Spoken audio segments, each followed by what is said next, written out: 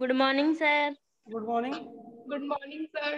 Good morning good sir. Morning sir. Good morning good बेटा, morning sir. बताइए। Sir good morning yes sir. Sir. Good morning, good morning. Good morning sir. एक minute बेटा। उद्देश्य होते हैं वे उद्देश्य बहुउद्देशीय होते हैं। परियोजनाएं, क्या क्या उद्देश्य हो सकते हैं बहुउद्देशीय परियोजनाओं के? जैसे पेयजल, विद्युत, जल विद्युत और सिंचाई आदि। और कोई दो औद्योगिक बनाना। कोई दो बहुउद्देशीय परियोजनाओं के नाम बता सकते हो? कल अपनी बात हुई थी।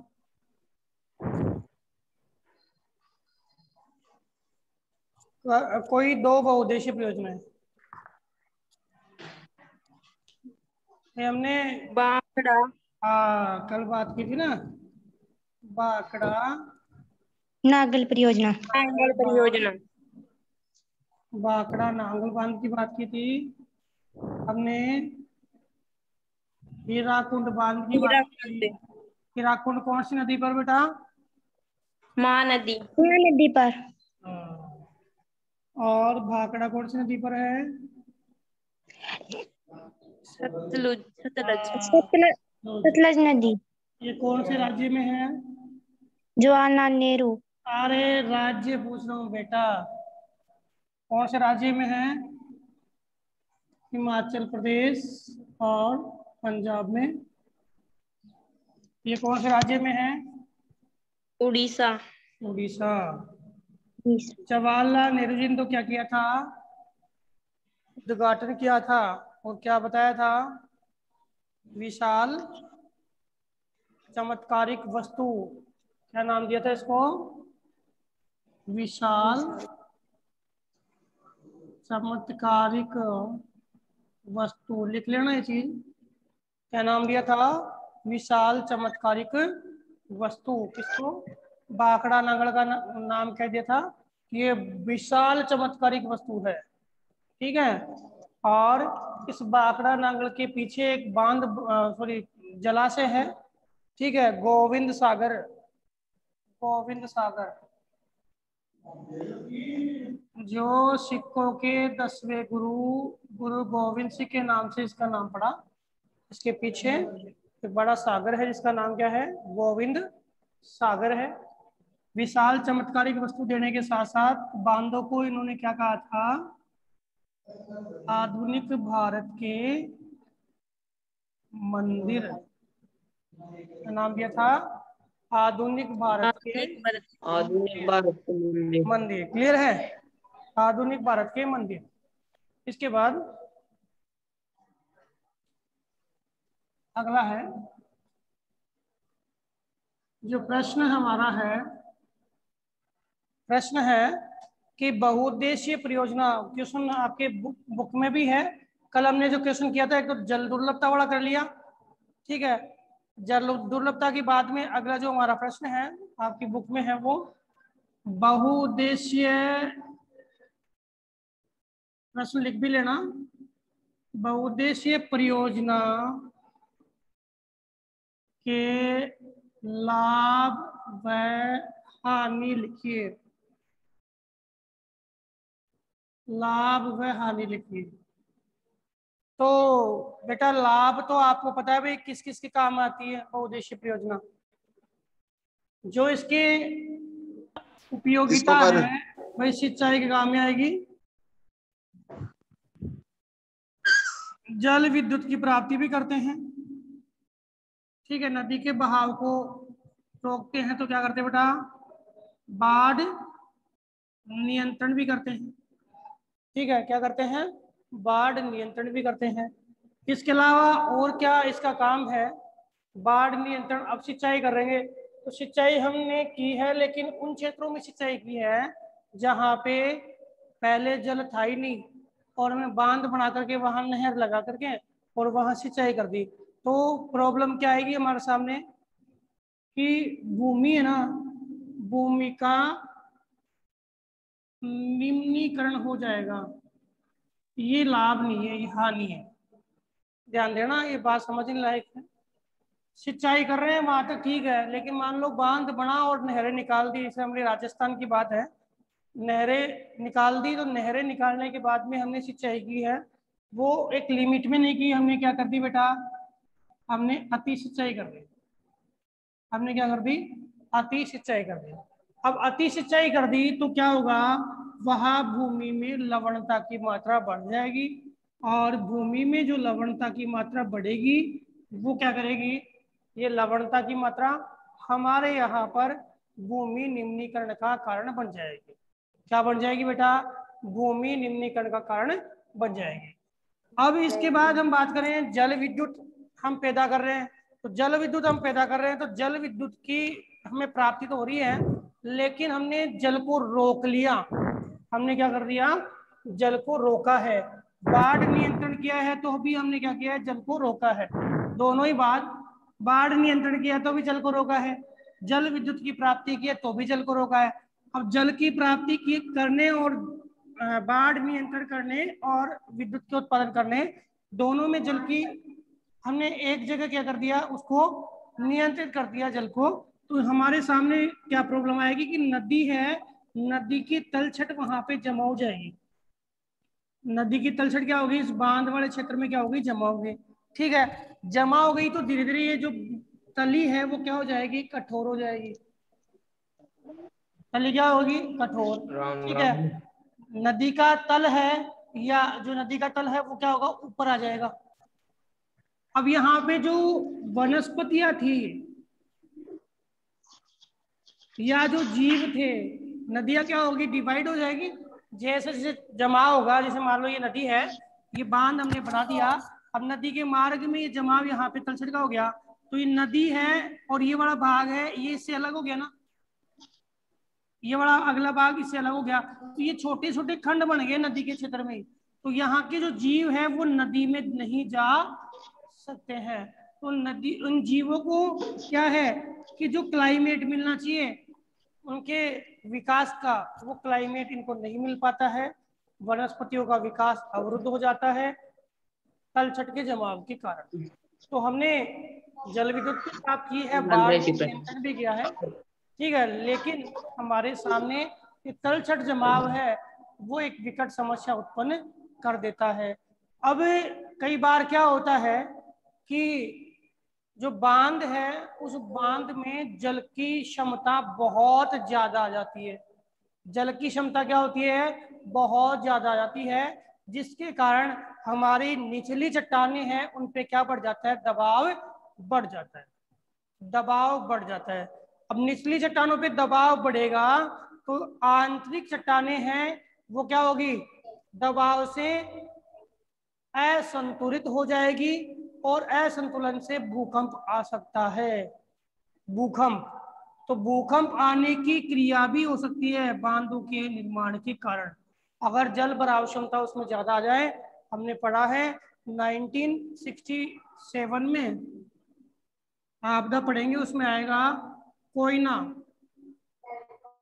कोयना नदी है उसपे ही, कहाँ पर है, महाराष्ट्र में भूकंप आया।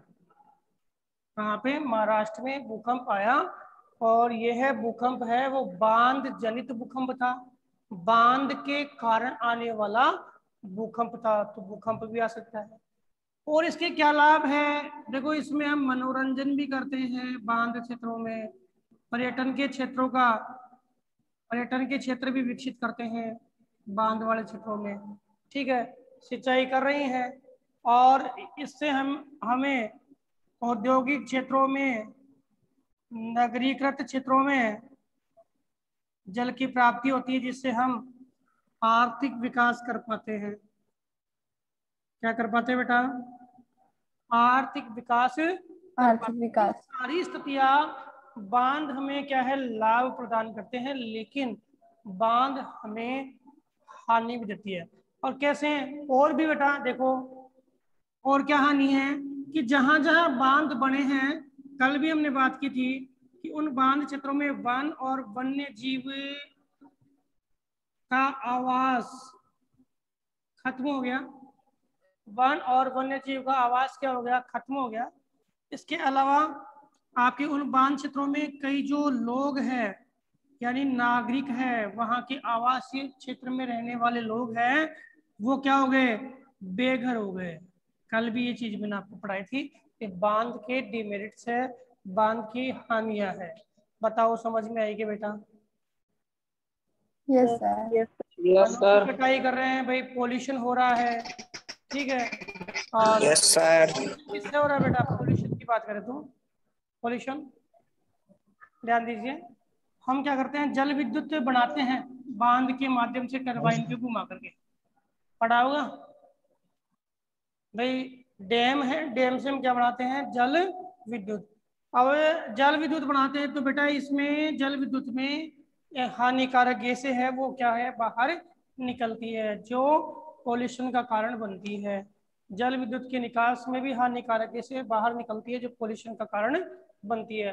तो बताओ, अगर प्रश्न आपके आया कि बांध है या बहुउद्देशीय परियोजना, जिसको हमने एक बांध के आधार पर समझा है, तो बहुउद्देशीय परियोजना है, उनके लाभ भी है, तो उन बहुउद्देशीय परियोजना की क्या है, हानि। लाभ जो हम प्राप्त कर रहे हैं प्रत्यक्ष या अप्रत्यक्ष रूप से, वो तो है लाभ। हानि जिसके कारण हमें नुकसान हो रहा है, हमें पर्यावरण का नुकसान हो रहा है, हमारे जीव जंतु है वो नष्ट हो रहे हैं, यहाँ तक कि भूकंप भी आ सकता है, पॉल्यूशन भी हो रहा है, वनस्पतियां नष्ट हो रही है, यहाँ तक कि हमारी जो भूमि है वो भी बंजर हो रही है अति सिंचाई के कारण। तो ये सारी जो है बातें, वो क्या है, इसकी हानि है। क्या है बेटा, क्या हुआ, आवाज नहीं आ रही क्या? फिर क्या कोई प्रश्न करना है बेटा? No sir. अभी ये बोल रहा था ना क्या? अब इसके बाद आपके आगे पढ़ते हैं कि हमने जो कल पढ़ा था उसके आगे देखते हैं।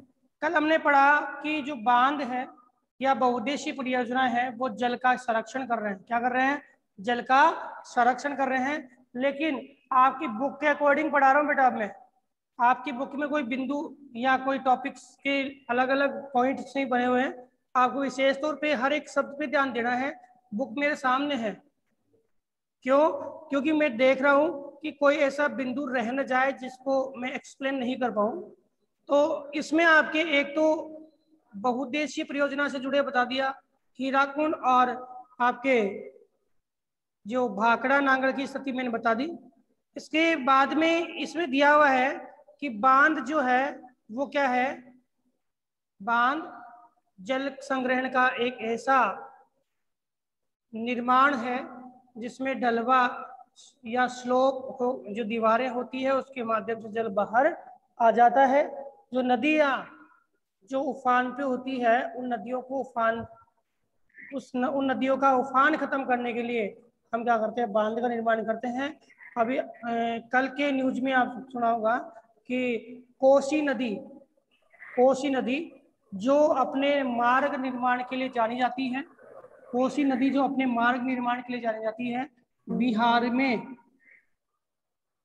इस नदी के कारण क्या आ रही है, बाढ़। आए दिन इसमें क्या आती है, बाढ़ आती है। इस कारण से कोसी नदी को बिहार का शोक कहा गया है। कल के न्यूज में भी आपने सुना होगा कि कोसी पे अभी बाढ़ आ रही है, कोसी उफान पे है, ठीक है। क्यों? क्योंकि जो नदियां अपने द्वारा लाए गए तलछट को इकट्ठा करती है और अपना मार्ग परिवर्तन करती है। भाई मार्ग क्या कर रही है, परिवर्तन कर रही है, तो मार्ग परिवर्तन के कारण क्या होती है, बाढ़ उत्पन्न होती है। ऐसे ही आपकी एक नदी और है बेटा, दामोदर नदी। दामोदर नदी, दामोदर नदी के बारे में एक संक्षिप्त कविता आपकी बुक में है, अभी मैं आपको समझाऊंगा। दामोदर नदी जिसे हम बंगाल का शोक कहते हैं, बंगाल का शोक, यानी बंगाल में इस नदी से क्या आती है, बाढ़ आती है। अभी बताऊंगा, इसकी बाढ़ का तो निराकरण कर लिया गया है। दामोदर नदी, इसके अलावा एक और इसकी विशेषता है कि ये कोयले का सर्वाधिक उत्पादन है कोयले का, वो कौन सी नदी घाटी में होता है, दामोदर नदी घाटी में होता है। और इस नदी की बात बोल रहे हैं कि सबसे प्रदूषित नदी, सबसे प्रदूषित नदी कौन सी है? दामोदर नदी है। सबसे प्रदूषित नदी कौन सी नदी है? दामोदर नदी है। तो दामोदर नदी कहाँ पर है? इसकी लोकेशन की बात करें तो दामोदर नदी आपके छोटा नागपुर के पठार से निकल करके झारखंड होते हुए वेस्ट बंगाल में आकर के और आपकी हुगली नदी में आकर मिल जाती है। हुगली में, हुगली किसकी सहायक नदी बेटा? गंगा की। सॉरी, गंगा जो है वो लास्ट में जाके दो भागों में बढ़ जाती है, एक तो भागीरथी और सेकंड कौन सी है बेटा? हुगली। आपकी दामोदर भी है, वो कहाँ आके मिल जाती है? हुगली में। अब दूसरी बात हम करें तो जो दामोदर नदी है, इस दामोदर नदी पे कोयले का सबसे बड़ा क्षेत्र कौन सा है? हमारे है कोर्स में। दामोदर नदी में कोयले का सबसे बड़ा क्षेत्र है रानीगंज। सबसे ज्यादा कोयला कौन सी नदी में है? दामोदर नदी में। वो कहाँ पर है? रानीगंज। रानीगंज की एग्जैक्ट लोकेशन कहाँ है? वो है वेस्ट बंगाल, पश्चिम बंगाल। कहाँ पर है? पश्चिमी बंगाल। मैप में आप देख लेना, यहाँ पे दामोदर की जो रानीगंज की लोकेशन है। अब हम बात कर रहे हैं कि दामोदर नदी जो है ये बंगाल का शोक है, कोसी नदी है वो बिहार का शोक है। दामोदर नदी की इस भयंकर विनाशकारी लीला को दूर करने के लिए इस पे एक बहुउद्देशीय परियोजना बनाई गई, वो है दामोदर घाटी परियोजना। दामोदर घाटी परियोजना कौन सी परियोजना बनाएगी बेटा? दामोदर घाटी परियोजना। और शॉर्ट रूप में आप पढ़ते हो उसके बारे में डीवीसी, दामोदर वैली कॉर्पोरेशन। कौन सी बेटा? Damodar valley corporation. और आपकी बुक में एक संक्षिप्त आपके इसकी कविता है, मैं कविता आपको बोल रहा हूँ। दामोदर जो नदी है उसके बारे में कहा गया कि हमने आषाढ़ में फसल बोई है। कविता जिसके पास में बुक नहीं है वो सुनना, बहुत ही इंपॉर्टेंट है। हमने आषाढ़ में क्या की है? फसल बोई है। और हम भद्रा में भादु लाएंगे, आषाढ़ और भादवा, भाद्रपद श्रावण के बाद। ठीक है। बाढ़ से दामोदर फैल गई है, नाव इसमें नहीं चलेगी। क्यों नहीं चलेगी बेटा? क्योंकि ये तलछट को लाती है, तलछट को जमा करती है। किसको जमा करती है? तलछट को जमा करती है। और ओहो दामोदर, ओहे दामोदर, हम आपके पैर पड़ते हैं, मतलब क्षमा याचना कर रहे हैं। ठीक है, प्रकृतिवादी विचारधारा को अपना रही है ना। बाढ़ का कहर कुछ कम करो, भादु 1 साल बाद आएगा, अपनी सतह पर नाव चलने दो। नाव चलने का मतलब यहाँ पर है कि उसमें बाढ़ नहीं आ रही है। भादु 1 साल बाद आएगा, मतलब हम फसल जो उत्पादित कर रहे हैं, इस फसल उत्पादन का ये सबसे बेस्ट समय है। तो हे दामोदर, आप हमें इस वर्तमान स्थिति में फसल उत्पादन करने में सहयोग प्रदान कीजिए। नदी से याचना कर रहा है। क्यों? क्योंकि नदी क्या कर रही है? वहां पे बाढ़ ला रही है। तो इस बाढ़ की समस्या को दूर करने के लिए क्या बनाया गया? डीवीसी। क्या बनाया गया? Damodar valley corporation. ऐसे ही एक नाम रिहंद, सोन नदी की सहायक नदी है। जो भी नदियां हैं उनके नाम में सारे आपको बोल रहा हूँ। कल हम इसको जितनी भी नदियां हैं मंडे को, हम वैसे अपने कोर्स में नहीं है, हालांकि कोर्स में हमारे सामने ये नदियां है या जो हमारी जितनी भी बहुउद्देशीय परियोजना है वो नहीं है, फिर भी हम सामान्य रूप से मानचित्र की दृष्टि से इनको हम मैप में देखेंगे मंडे को। तो मंडे को बेटा सबके पास में भारत का मानचित्र होना चाहिए। क्या होना चाहिए? भारत का मानचित्र, जिसमें हम ये सारी योजनाएं देखेंगे, परियोजना जितनी भी हैं वो। अब मैं बात कर रहा हूँ रिहंद बांध की। रिहंद बांध है वो रिहंद नदी पर बना हुआ है। रिहंद नदी सोन नदी की सहायक नदी है। और ये कहाँ पर है बेटा? ये बांध आपका यूपी में है, जिला है सोनभद्र जिला। ठीक है, यूपी जो है आपके यूपी का अंतिम छोर है, यहाँ पे ये बांध है। इस जगह ये अंतिम बिंदु पे ये बांध है, रिहंद बांध। तो रिहंद बांध की बात भी आपके इसमें कही गई है कि जो रिहंद बांध है, इस रिहंद बांध पर भी जो लोग हैं उनको निर्वासित कर दिया गया था, और वो लोग भी क्या कर रहे हैं, आंदोलन करके, और उन लोगों ने भी अपने अधिकारों को प्राप्त करने के लिए प्रयास किया है। कौन से बांध पे भाई? रिहंद बांध में। तो एक नाम आया है आपके इसमें, रिहंद, समझ गए क्या? रिहंद बांध कहाँ पर है बेटा?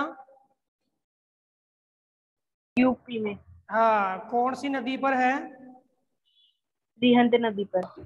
रिहंद नदी पर है। रिहंद सोन की क्या है, सहायक नदी है, और जिले का नाम है आपके सोनभद्र जिला। कौन सा जिला है बेटा? सोनभद्र सोनभद्र। रिहंद बांध का मैंने आपकी बुक में देखा था, रिहंद बांध के बारे में आया था। इसके बाद मैं बात करता हूँ, दो परियोजनाएं हैं आपकी, इनके बारे में पहले भी चर्चा कर चुके हैं। नर्मदा नदी परियोजना, एक आपकी है टिहरी बांध। इनको सबको मानचित्र में देखेंगे। आज तो हम क्या कर रहे हैं, केवल इनके बारे में देख रहे हैं क्या है इनका। देखो, नर्मदा नहर परियोजना कौन सी नदी पर है बेटा? नर्मदा पे है, और हमने इसका जिक्र पहले भी किया होगा ना। ये आपकी यस सर। परियोजना है वो गुजरात राज्य में है। कौन सा बांध बनाया है? सरदार सरोवर बांध। कौन सा बांध बनाया बेटा? सरदार सरोवर बांध। टिहरी बांध की बात करें तो गंगा जहां मिलती है, गंगा दो धाराओं से मिलकर बनी है, एक तो अलकनंदा और एक भागीरथी। एक तो अलकनंदा और एक कौन सी है? भागीरथी। तो आपकी क्या बेटा? एक तो अलकनंदा है और एक कौन सी है? भागीरथी। तो ये उत्तराखंड में ये भागीरथी नदी जो है, भागीरथी नदी पर एक बांध बना हुआ है जिसका नाम क्या है बेटा? टिहरी बांध। कौन सी नदी पर बना हुआ है? भागीरथी नदी पर एक बांध बना हुआ है, टिहरी बांध। टिहरी बांध और सरदार सरोवर बांध की एक जैसी स्थिति है, मतलब एक जैसी कहानी है।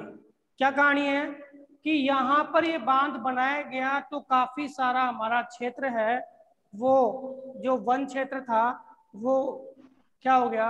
अलग हो गया, वो नष्ट हो गया, वन्य जीव प्रभावित हुए। अब हमारे सामने पहले तो हम क्या कर रहे थे कि नर्मदा के लिए, टिहरी के लिए, रिहंद के लिए इन लोगों का कहना है कि हमने कुर्बानी दी है। हमने क्या दी है? कुर्बानी दी है। किसकी? हमारे आवास क्षेत्र की कुर्बानी दी है, हमने अपने रहने के क्षेत्र की कुर्बानी दी है, हमने अपने पूरे भविष्य की कुर्बानी दी है, और उस भविष्य की कुर्बानी का फल है हमें नहीं मिला। हमने देखा कि हमारी वजह से अगर किसी क्षेत्र का विकास होता है तो हम इस कुर्बानी को देने के लिए तैयार है, लेकिन हुआ क्या? विपरीत रूप से पर्यावरण को हानि हुई, वन क्षेत्रों को हानि हुई, साथ ही हमें भी किसी प्रकार का लाभ नहीं मिला। ये लोग आज भी ये आंदोलन क्यों कर रहे हैं? क्यों? क्योंकि इन लोगों को आज भी घर नहीं मिल पाया है। ठीक है, तो पहले इनका आंदोलन था वो पर्यावरण के लिए था, लेकिन वर्तमान में इनका आंदोलन है अपने निवास के लिए है। इसके लिए बेटा? अपने निवास के लिए है। तो इसमें आपके दिया हुआ है कि जो नर्मदा नदी है, इस नर्मदा नदी पे और टिहरी नदी पे जो परियोजनाएं बनी हैं, उन परियोजना में स्थानीय समुदायों ने क्या किया है?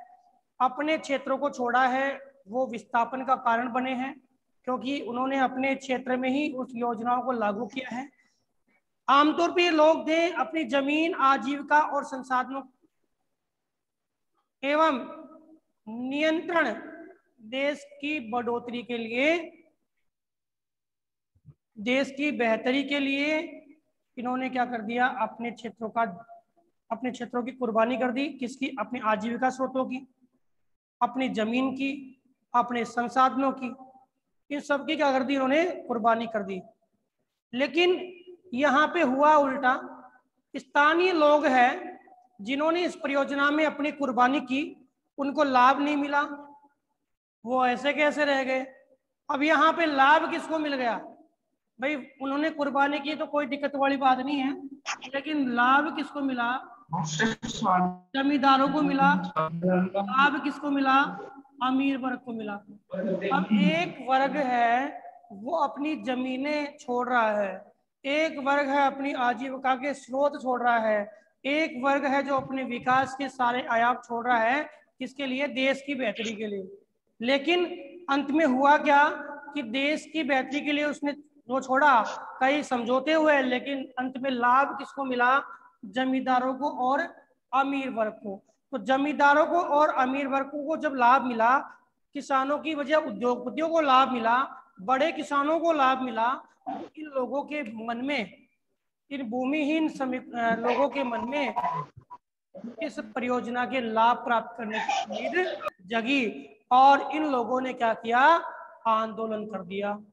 क्या कर दिया भाई? इन लोगों ने आंदोलन कर दिया। और यहाँ के जो पर्यावरणविद है, यहाँ के जो कार्यकर्ता है, उन्होंने इस आंदोलन के लिए पर्यावरण मुद्दों के साथ साथ इन्होंने अपने सामाजिक मुद्दों को भी इस आंदोलन में क्या कर लिया? शामिल कर लिया। पर्यावरण मुद्दों के साथ साथ सामाजिक मुद्दों को भी इन्होंने क्या कर लिया? इस आंदोलन में शामिल कर लिया। और इन लोगों ने जो अपने घरों से विस्थापित हो गए थे, अपने घरों को प्राप्त करने के लिए इस आंदोलन को एक बड़ा रूप दे दिया। इसी प्रकार मैंने आपको रिहंद बांध की भी बात कही। रिहंद बांध जो था, उस क्षेत्र में भी जो विस्थापित लोग थे, उनका भी कोई बड़ा उद्देश्य नहीं था, उन्होंने भी कुर्बानी मात्र दी थी, लेकिन फिर भी उस रिहंद बांध वाले क्षेत्र में भी लोगों को, वास्तविक जो लोग थे, उनको लाभ नहीं मिला। इस कारण से उन लोगों ने भी आंदोलन का सहारा लिया। तो प्रश्न आपके बनता है कि नर्मदा नदी घाटी परियोजना, टिहरी बांध परियोजना, रिहंद जो बांध है, उसके जुड़े हुए जो लोग थे, उन्होंने आंदोलन को क्यों लागू किया? भाई रीजन बता सकते हो बेटा आप? भाई क्यों लागू किया आंदोलन को? बताइए बेटा, आंदोलन को लागू क्यों किया? बताइए भाई। अभी आपने पढ़ा आंदोलन क्यों लागू किया? अरे आंदोलन क्योंकि जो बताइए जरूरतमंद लोग थे उनके लिए उन्होंने कुर्बानी दी थी, लेकिन उसका सारा लाभ जमींदारों और अमीर वर्ग को मिल गया। इसी कारण से उन्होंने आंदोलन शुरू किया।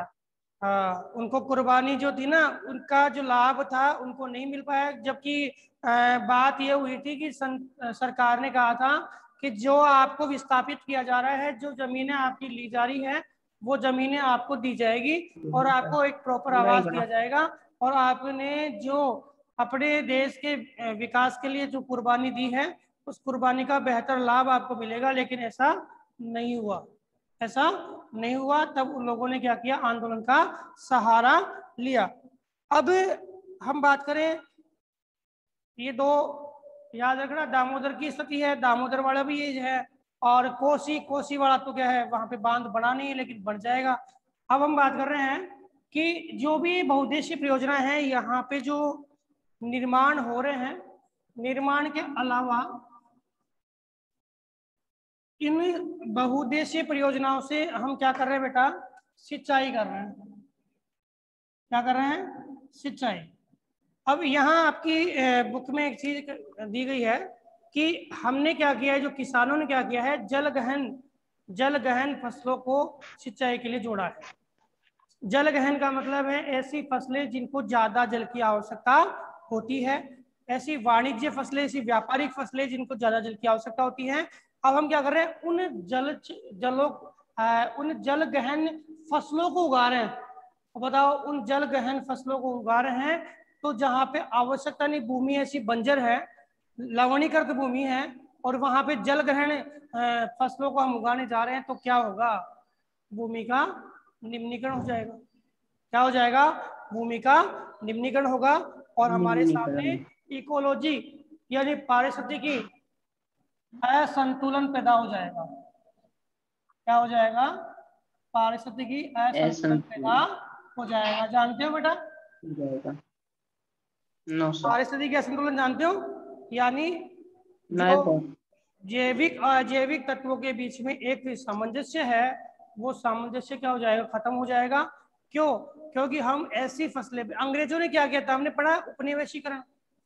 उपनिवेशीकरण के कारण वनों का विनाश हुआ था, क्योंकि अंग्रेजों ने क्या किया कि उन क्षेत्रों में जहाँ पे फसल थी नहीं, व्यापारिक फसलों को बो दिया, और आपने व्यापारिक वनों का विकास किया, मूल वन हट गए, तो वहां के वन और वन्य जीव दोनों ही क्या हो गए, समाप्त हो गए। प्रभावित हुए कि नहीं हुए, बताइए, कुछ पूछ रहे हो क्या, पूछ रहे हो क्या? देखो अब हाँ सर, हाँ बोलो, कृष्ण बोल बेटा। मैं से बोल रहा था हाँ कि सारी सारी 10th की बुक एनसीईआरटी कोर्स की खरीदनी है ना। हाँ बिल्कुल बेटा, एनसीईआरटी की आएगी सारी बुकें। अपने सोशल साइंस की बात नहीं करा मैं, सारे सब्जेक्ट की एनसीईआरटी की आएगी। अच्छा, और वो एसएसटी में कितनी बुक आएंगी सर? एसएसटी की अपने बुक आएगी 4 बुकें आएगी। 4 एक तो बुक। और आएगी, वो मानचित्र कौन सी, एक इतिहास। मानचित्र किसका लाना था? क्या मानचित्र कौन सा लाना था? मानचित्र लाना है आपको, भारत का, भारत का मानचित्र। भारत राजनीति का ना। भारत राजनीतिक, ठीक है सर। ठीक है, अब मैं आपसे ये बात कर रहा हूँ कि हमने पढ़ा सिंचाई के बारे में, ठीक है। अब सिंचाई से क्या हानि हुई, एक तो हमारा भूमि का निम्नीकरण हो गया। अब उन लोगों ने जो भूमि निम्नीकरण को नहीं चाहते, बड़े बड़े जमींदार लोग हैं, वो उससे उनको कोई मतलब नहीं है, वो अपने लाभ को देख रहे हैं, तो यहाँ पारिस्थितिक असंतुलन हो गया। इसके अलावा बड़े किसान हैं, वो ज्यादा लाभ प्राप्त करके वो बड़े हो गए, मतलब अमीर हो गए, और गरीब किसान, तो समाज के अंदर 2 तबके यानी 2 वर्ग बन गए, गरीब और अमीर वर्ग बने। किसके कारण, इन बांधों के निर्माण के कारण। बताओ, इतनी हानि हो रही है कि वही बांध है, उनके पर्टिकुलर सभी लोगों को बराबर बराबर लाभ नहीं मिला, कुछ लोगों को लाभ मिल गया, कुछ लोग हैं उस लाभ से वंचित रह गए। जिनको लाभ मिला वो तो क्या है, अमीर वर्ग बन गया, और जिनको लाभ नहीं मिला वो क्या बन गया, गरीब वर्ग। तो सामाजिक दूरी है वो क्या हो गई, बढ़ गई। इसके साथ ही इसमें कहा गया है कि बांध का जल है, उसके उपयोग की बात करें तो उपयोग का जल है, बांध का जल किसको कितना मिलना चाहिए, अभी राज्य के विवाद भी पढ़ेंगे। कल हमने पढ़ा था कि जो राज्य है, राज्य के विवाद के लिए कौन सा अनुच्छेद आएगा, 262 आएगा। तो जो बांध है, बांध से मिलने वाला जल है, इसके बीच में भी इन दोनों वर्गों के बीच में क्या है, संघर्ष उत्पन्न हो गया। क्या हुआ, संघर्ष उत्पन्न हो गया। और ये संघर्ष भी किसका कारण बना है बेटा, ये संघर्ष भी गरीब वर्ग की तरफ से आंदोलन का कारण बना है, अपने अधिकारों की प्राप्ति के लिए। किसके लिए भाई, अपने अधिकारों की प्राप्ति के लिए क्या है, ये आंदोलन का कारण बना है। तो आपके बहुउद्देशीय परियोजनाएं हैं, उनके कई लाभ है और कई हानियां हैं। ठीक है, समझ में आ गया क्या? Yes sir. तो नोट्स भी आपके आ जाएंगे।